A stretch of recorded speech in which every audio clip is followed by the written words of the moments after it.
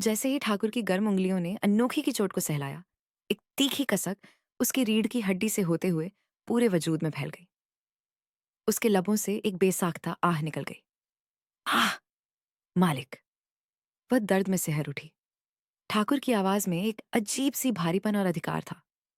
जिद छोड़ो अनोखी, अपना ब्लाउज खोलो। घाव गहरा हो सकता है। अनोखी का दिल सीने में जोर जोर से दस्तक देने लगा। उसने घबराकर अपनी सादी के पल्लू को और कस लिया। नहीं मालिक, मैं मैं ठीक हूं। मामूली सी खरोंच है, भर जाएगी। उसकी आवाज में एक अनजानी सी थरथराहट थी। ठाकुर की सांसें अनोखी के चेहरे के करीब महसूस हो रही थीं। उन्होंने जरा सख्त लेकिन मदहोश कर देने वाले लहजे में कहा, तुम खुद उतार रही हो या फिर मैं अपनी मर्जी चलाऊं? अनोखी ने अपनी पलकें झुका लीं। शर्म और हया की एक सुर्ख लहर उसके गालों पर उतर आई। उसकी खामोश धड़कनें जैसे कमरे के सन्नाटे में गूंज रही थीं। ठाकुर उसके इस क्षमकश को ताड़ गए। उन्होंने एक गहरा सांस लिया और दराज से एक रेशमी पट्टी निकाली। अगले ही पल ठाकुर ने अपनी आंखों पर पट्टी बांध ली। अंधेरे के उस घेरे में भी उनकी उंगलियों को अनोखी की मौजूदगी का एहसास था। उन्होंने बहुत ही मखमली और धीमे स्वर में कहा, अब तो तुम्हारी लाज मेरे और तुम्हारे बीच दीवार नहीं बनेगी ना। जाओ, बेड पर लेट जाओ और अपना ब्लाउज खोल दो। मेरी आंखें बंद हैं अनोखी। अनोखी ने कांपते हाथों से अपनी डोरियां ढीली की। जैसे जैसे कपदधा उसके जिस्म से सरक रहा था, कमरे की हवा भारी होने लगी। जब वह बेड पर लेटी तो उसकी तेज होती धड़कनों की आवाज साफ सुनाई दे रही थी। पट्टी बंधे होने के बावजूद ठाकुर को उसके जिस्म की हरारत महसूस हो रही थी। मरहम लगाने के लिए जैसे ही उनका हाथ आगे बढ़ा, हवा में एक अनकहा सा रोमांस खुल गया। जैसे ही ठाकुर की उंगलियों ने उसकी नग्न पीठ के जख्म को छुआ, अनोखी के गले से एक दर्द भरी चीख निकल गई। ठाकुर ने झटके से अपना हाथ पीछे खींच लिया। उनका दिल अनोखी की तकलीफ देख पसीज गया था।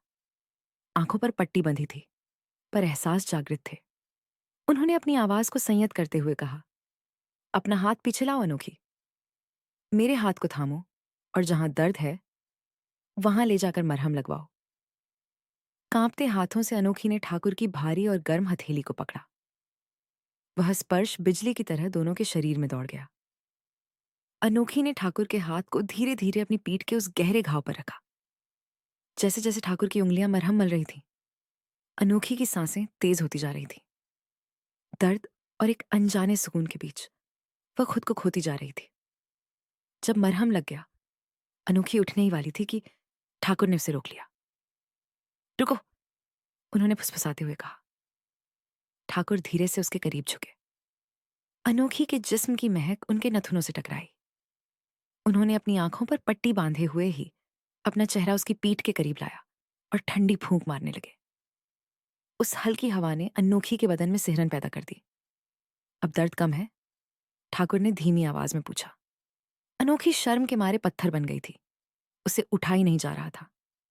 ठाकुर ने सहजता से कहा, चाहो तो ब्लाउज पहन लो, वरना ऐसे भी सो सकती हो। मुझे कोई एतराज नहीं है। अनोखी की धड़कनें गले तक आ गईं। उसने हकलाते हुए पूछा, "प- पर मालिक, आप कहाँ सोएंगे?" ठाकुर ने बिना किसी हिचकिचाहट के पूरी गहराई से कहा, तुम्हारे साथ। ठाकुर ने अपनी आंखों पर पट्टी बांधे हुए ही अंधेरे में अनोखी की तरफ रुख किया। उनके स्वर में एक अजीब सी खनक थी। क्या हुआ अनोखी? मेरे साथ सोने में डर लग रहा है क्या? अनोखी का दिल जोर जोर से धड़क रहा था।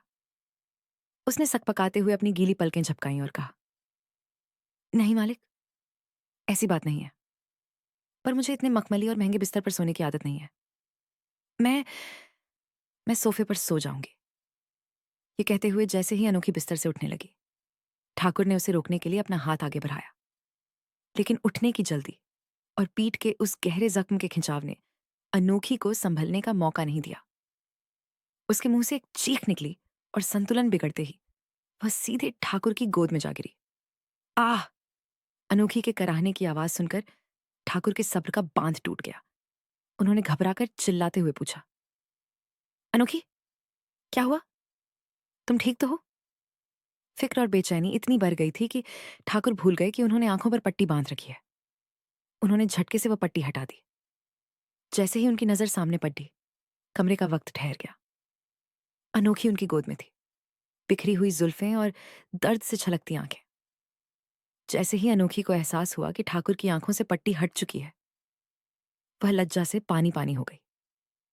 उसने हड्ड-बधाहट में अपने दोनों हाथों से अपनी छाती को ढकने की कोशिश की। उसकी सांसें तेज चलने लगीं।